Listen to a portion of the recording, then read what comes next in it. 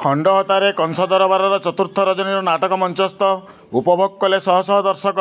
ଚଳିତ ବର୍ଷ ସୁବର୍ଣ୍ଣପୁର ଜିଲ୍ଲା ସୁବଳିଆ ଥାନା ଅନ୍ତର୍ଗତ ଖଣ୍ଡହତାଠାରେ 15ତମ ଗଜଲକ୍ଷ୍ମୀ ପୂଜା ବଡ଼ ଧୁମଧାମରେ ଅନୁଷ୍ଠିତ ହୋଇଥିବା ବେଳେ ଦର୍ଶକଙ୍କ ମନୋରଞ୍ଜନ ସକାଶେ କମିଟି ପକ୍ଷରୁ କଂସ ଦରବାରର ଆୟୋଜନ କରାଯାଇଛି।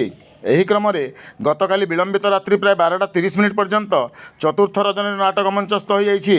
ଗତକାଲି ନାଟ୍ୟାଭିକ୍ରମରେ କୃଷ୍ଣଙ୍କ ନିକଟରେ କାଳିଅନାଗର ଶରଣାଗତରେ କଂସ ମର୍ମାହତ ଏବଂ ଧନୁଯାତ୍ରା ନିମନ୍ତେ କୃଷ୍ଣଙ୍କୁ ନିମନ୍ତ୍ରଣ ପାଇଁ ଅକ୍ରୂରକୁ ଗୋପପୁର ପ୍ରେରଣ ଇତ୍ୟାଦି ମଞ୍ଚସ୍ଥ ହୋଇଥିଲା।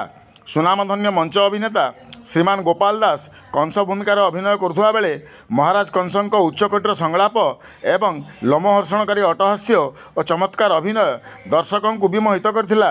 ତେବେ ନାଟକ ମଧ୍ୟରେ ଦର୍ଶକଙ୍କ ମନୋରଞ୍ଜନ ସକାଶେ ରାଜନର୍ତ୍ତକୀଙ୍କ ଦ୍ୱାରା ଭିନ୍ନ ଭିନ୍ନ ସମ୍ବଲପୁରୀ ନୃତ୍ୟ ପରିବେଷଣ ହେଉଥିବା ଦେଖାଯାଇଥିଲା।